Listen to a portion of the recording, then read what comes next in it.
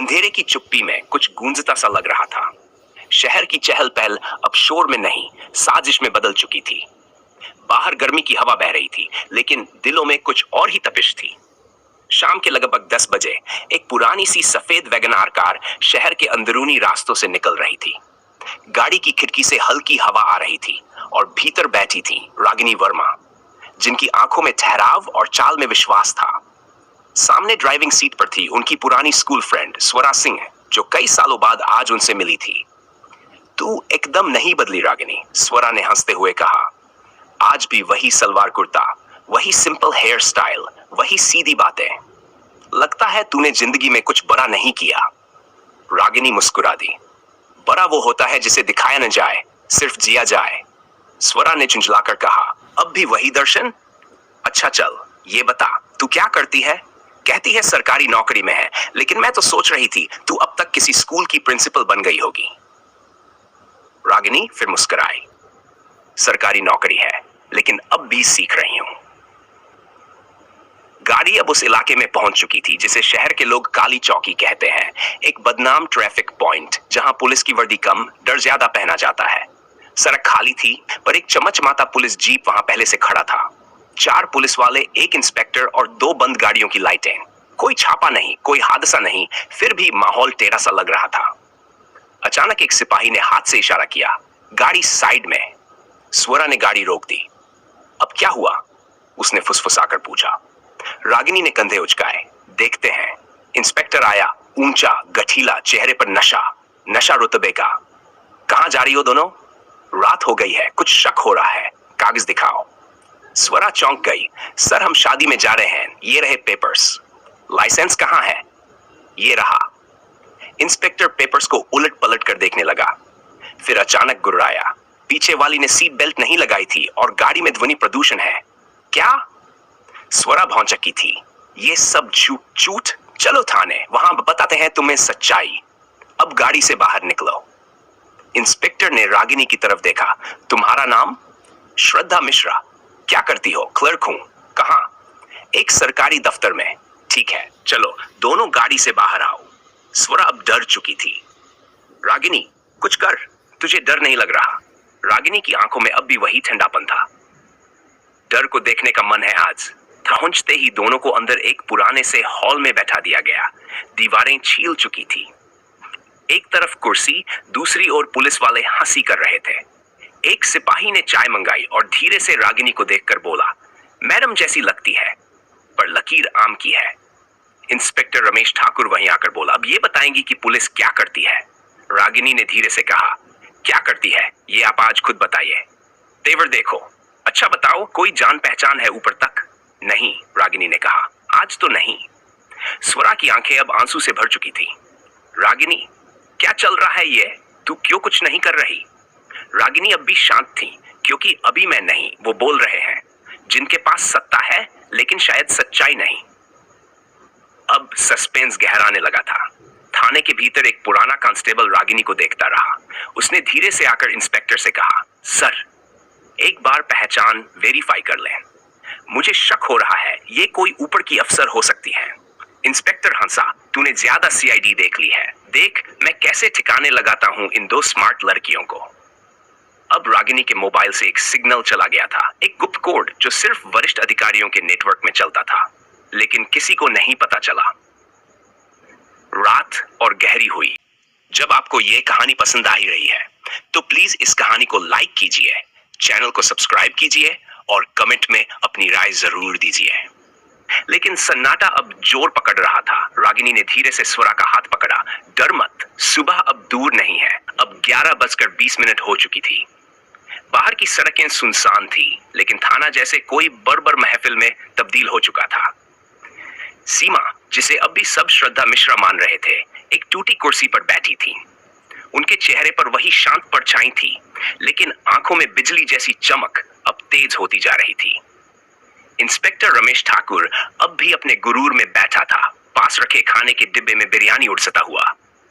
तुम्हारी सहेली रो रही है, वो सीमा से बोला, लेकिन तुम क्या कोई ड्रामा कर रही हो? सीमा की आवाज धीमी थी। अगर तुमने मेरी चुप्पी को ड्रामा समझा तो तुमने अब तक बहुत कम चुप्पियां देखी हैं इंस्पेक्टर। रमेश ने ताली बजाई। वाह, शेरनी लग रही हो, लेकिन ये थाना है, जंगल नहीं।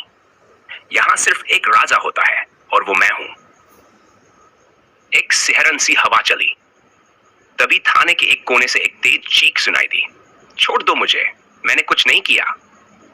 दो कांस्टेबल एक नाबालिग लड़की को अंदर घसीटे ला रहे थे। उसके कपड़े धूल में सने हुए थे, बाल बिखरे हुए और चेहरे पर भय का साया। सीमा का चेहरा बदलने लगा, उसकी पलकें थमी। वो अब पूरी तरह सजग हो गई थी। लड़की को सामने एक और कुर्सी पर फेंक दिया गया। इसने चोरी की है। एक अमीर महिला के पर्स से मोबाइल उड़ाया था। नहीं, मैंने नहीं किया, लड़की चिल्लाई। मैं तो झाड़ू लगाने गई थी, वही पड़ा हुआ मोबाइल मुझे मिला था, वापस देने ही जा रही थी। इंस्पेक्टर रमेश हंस पड़ा। सच बोल रही है, चल सच निकलवाते हैं तुझसे। सीमा उठ खड़ी हुई। इंस्पेक्टर, आप ये क्या कर रहे हैं? लड़की नाबालिग है, एफआईआर बिना महिला अफसर के, बिना गार्डियन के कैसे कर सकते हैं? इंस्पेक्टर की नजरें अब घूरने लगी। तू हमें कानून सिखाएगी? तू क्लर्क है या जज? सीमा ने कुछ नहीं कहा, बस अपनी आंखें उस बच्ची पर गड़ा दी। सस्पेंस की एक और परत। रिकॉर्डिंग चालू। सीमा की चप्पल में छिपा एक छोटा सा माइक्रो डिवाइस एक्टिवेट हो चुका था। सारी बातचीत अब रिकॉर्ड हो रही थी। थाने के भीतर का हर अत्याचार, हर गाली, हर दुराचार अब सुरक्षित हो चुका था। सीमा ने देखा, बच्ची की जेब में कुछ चिपका हुआ था। जब वह जोर से रो रही थी, एक पेपर उसके घुटनों के पास गिर गया। सीमा ने धीरे से झुककर उसे उठाया। वो था एक पेपर जिसमें लिखा था, प्लीज मेरी माँ बीमार है, मुझे मजबूरी में मोबाइल उठाना पड़ा, मैं उसे वापस करना चाहती थी, माफ कर देना। सीमा ने आंखें बंद की। अब देखना होगा कौन असली चोर है। रात की गहराई में जूट की दीवार हिलने लगी थी। इंस्पेक्टर अब बच्ची की गिरी हुई चप्पल उठाकर कह रहा था, इससे पूछो कितने बार पहले भी चोरी की है। इसकी माँ तो खुद झोपड़पट्टी की तस्कर है। तभी एक कांस्टेबल धीरे से सीमा के पास आया। मैडम, माफ कीजिएगा, आप कुछ अलग लग रही हैं। आप कौन हैं? सीमा ने धीमे स्वर में कहा, जो तुम सोच रहे हो वो मैं नहीं हूं, लेकिन जो तुम देख रहे हो वो मैं छिपा नहीं सकती। कांस्टेबल पीछे हट गया। अब अगला धमाका। ड्रग्स की फाइल है। थाने के अंदर एक पुराना संदूक खुला। उसमें कई पुराने जब ड्रग्स के पैकेट रखे थे जो दिखावे के लिए जब्त हुए थे, पर असल में घटनास्थल से कभी आए ही नहीं थे। सीमा ने देखा, उनके पैकिंग सील पर नकली मोहर लगी थी और डेट पिछले 2 महीने की थी, जबकि उस दिन उस इलाके में कोई रेड ही नहीं हुई थी। फर्जी जब्ती, दिखावे का खेल, सीमा ने मन में सोचा। अब सस्पेंस खोल रहा था, लेकिन असली विस्फोट अभी बाकी था। बाहर बारिश शुरू हो गई थी। घड़ी 12 बजा चुकी थी। स्वरा अब थककर चुप गई थी, लेकिन उसके चेहरे पर चिंता थी। रागिनी, तू कोई अफसर है क्या? तू ऐसे क्यों सब पर नजर रख रही है? और वो बच्ची तुझसे क्यों लिपट गई थी? रागिनी, जो वास्तव में एसपी रागिनी वर्मा है, ने अब तक अपना राज नहीं खोला, लेकिन अब उसके चेहरे पर एक सख्त फैसला था। इंस्पेक्टर अपने कैबिन में सो रहा था, तभी उसके फोन की घंटी बजी। हाँ, कौन? उधर से एक ठंडी आवाज आई। इंस्पेक्टर रमेश ठाकुर? हाँ, बोलो। तुमने आज जिन 2 महिलाओं को थाने में बिना वारंट और झूठे आरोप में लाया है, उनमें से एक इस जिले की एसपी है और हम सब कुछ देख रहे हैं। तुम्हारे अगले शब्द तुम्हारे करियर का फैसला करेंगे। इंस्पेक्टर के हाथ से फोन गिर गया। क्या कहा? एसपी? कौन? वो दौड़कर हॉल में आया। सीमा अब भी वहीं शांत खड़ी थी। रमेश का चेहरा पीला पड़ चुका था। मैडम, आप? सीमा ने गहराई से उसकी आंखों में देखा और कहा, मैं सिर्फ वही हूं जो तुमने नहीं सोचा था, लेकिन वही जिसकी तुमने सबसे ज्यादा बेइज्जती की। रात का 1 बज चुका था। थाने के चारों तरफ अब अचानक हरकत बढ़ने लगी थी। वर्दीधारी पुलिसकर्मी बेचैन इधर उधर दौड़ते, मोबाइल कान से लगाए आदेश मांगते और फिर घबराकर चुप हो जाते। एसपी रागिनी वर्मा अब भी उसी टूटी कुर्सी पर बैठी थी। आंखें बंद थी, पर अग्रग चौकन्नी थी। इंस्पेक्टर रमेश ठाकुर के चेहरे का रंग उड़ चुका था। उसने हकलाते हुए कहा, मैडम, आप तो एसपी है, हमें माफ कर दीजिए, ये सब एक गलतफहमी थी। रागिनी ने एक लंबी सांस ली, फिर उसकी तरफ देखे बिना कहा, जब तुमने उस बच्ची को बालों से पकड़कर कुर्सी पर फेंका था, क्या तब भी ये गलतफहमी थी? इंस्पेक्टर के होंठ सिले हुए थे। तभी पीछे से एक तेज आवाज आई, सावधान, डीएसपी विजय सिंह, सख्त और वर्दी में चौकन्ना अफसर, जिसे एक रात पहले ही लखनऊ से स्पेशल इन्वेस्टिगेशन का आदेश मिला था, वो तेजी से थाने में घुसा। मैं डीएसपी विजय सिंह। मुझे स्पेशल रिपोर्टिंग मिली है कि इस थाने में गलत चालान, झूठी गिरफ्तारी और जबरदस्ती वसूली का गोरखधंधा चल रहा है। और आपने आपने अपनी ही एसपी को गिरफ्तार किया।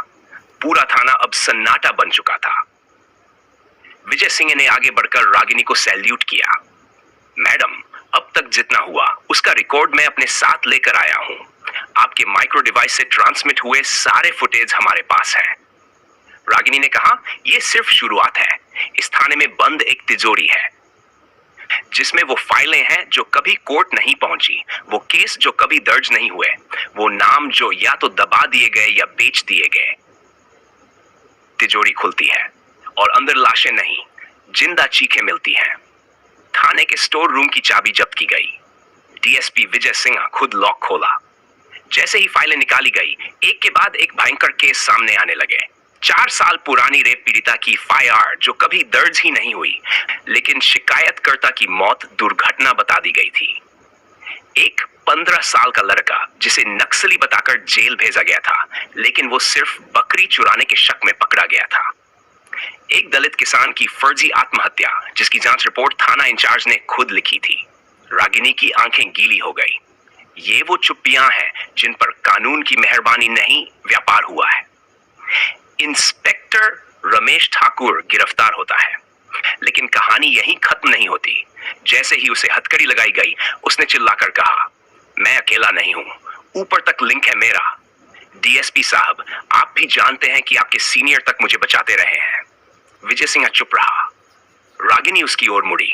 क्या आप भी उस सिस्टम का हिस्सा हैं? विजय की आंखें एक पल को झुक गई।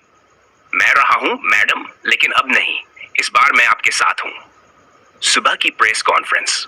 एक बम फूटता है सिस्टम में। सुबह 9:30 बजे रागिनी ने पहली बार खुले मंच पर वो वीडियो चलवाया जिसमें एक नाबालिग लड़की पुलिस से गिड़गिड़ा रही थी, जिसमें इंस्पेक्टर रिश्वत के लिए मोबाइल रखवाता दिखा था और जिसमें एक एसपी को अपमानित किया गया था। पूरा शहर थम गया। लोग सड़कों पर उतर आए। हमारी एसपी को सम्मान चाहिए। झूठे चालान बंद करो। सच्ची पुलिस चाहिए। अब सिस्टम के अंदरूनी लोग डरने लगे। रागिनी को एक अज्ञात नंबर से कॉल आया। मैडम, बहुत हो गया, पीछे हट जाए। अगली बार गाड़ी का एक्सीडेंट हो सकता है या दिल का दौरा भी। रागिनी ने बिना डरे जवाब दिया, आपके डराने से किसी की जान तो जा सकती है, लेकिन अब किसी की चुप्पी नहीं बचेगी। स्वरा, जो अब तक रागिनी की सहेली बनकर सब देख रही थी, अब टूट चुकी थी। उसने खुद एक रात रागिनी से कहा, मैं भी एक बार थाने में रोई थी, 7 साल की थी।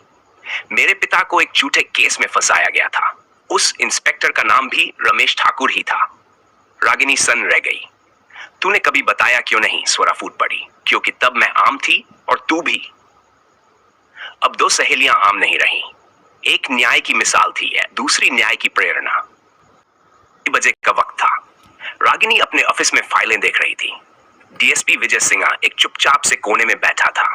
उनके बीच एक गहरी चुप्पी थी। चाय की खुशबू तक बोझिल लग रही थी। तभी एक सीनियर अफसर का कॉल आया। एसपी रागिनी, आपको निर्देशित किया जाता है कि आप 3 दिन के लिए चार्ज छोड़ दें। विभागीय जांच लंबित है। रागिनी मुस्कुराई। तो सच्चाई अब डराने लगी है? आवाज आई, सच्चाई नहीं, आपकी तरीका डराने लगा है। रागिनी ने कॉल कट किया। डीएसपी विजय बोला, मैडम, ये खेल अब बहुत ऊंचाई पर जा चुका है। आप अब सिस्टम से नहीं, सत्ता से भिड़ रही हैं। रागिनी ने कहा, तो क्या मुझे रुक जाना चाहिए? विजय कुछ नहीं बोला, लेकिन उसकी नजरें कह रही थी, नहीं, आगे बढ़ो। जो बना था उसकी प्रेरणा। रागिनी की आंखों में नींद नहीं थी, पर एक सपना अब और साफ हो रहा था। 15 साल पहले एक घटना ने उसे पुलिस की वर्दी पहनने की कसम दिलाई थी। उसकी मां एक स्कूल टीचर को झूठे ब्लैकमेल केस में पकड़ा गया था और रात भर थाने में रखा गया।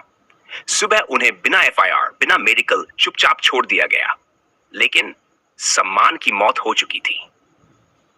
15 साल की रागिनी ने वहीं पुलिस चौकी के सामने खड़े होकर कहा था, मैं अफसर बनूंगी, लेकिन तुम जैसे अफसरों को कुर्सी से उतारने के लिए।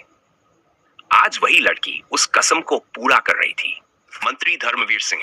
रागिनी के पास अब सबूत थे, लेकिन जिनके खिलाफ थे वो कोई मामूली लोग नहीं थे।